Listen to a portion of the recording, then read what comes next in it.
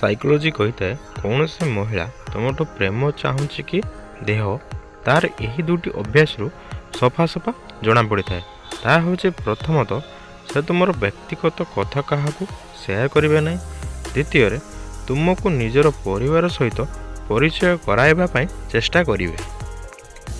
क्यों भले झील मैंने संभव करने समय जाशुणी बहुत चिल्लाई था।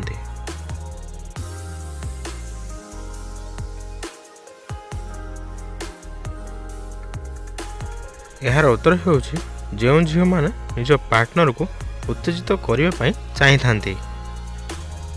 चौटी राति दिन पुओ मैंने सबुठ अधिक झील मान कौन करी थांती?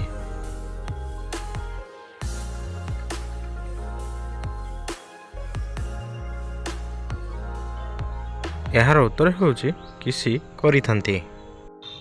साइकोलॉजी कही थाए जो पुरुष महिला बिया को चाटी थाए बा चुसी थाए तेबे सही पुरुष पाटे यौन संचारित रोग हेबार अधिक संभावना थाए।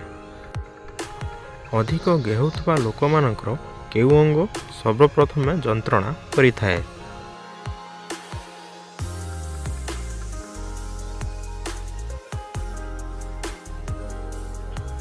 यार उत्तर होची आंठू और अंटा जंत्रणा करि थाए। साइकोलॉजी कही थाए जो पुरुष 30 मिनिट अधिक समय पर्यंत गई थांती तेबे सही स्त्री सही पुरुष सहित सबुबेले खुशी रे रही थांती। साइकोलॉजी कही थाए संभव करने पूर्व जदि रोमांटिक कथा कह जाए तेबे संभव मजा 2 गुणा हो जाए थाए।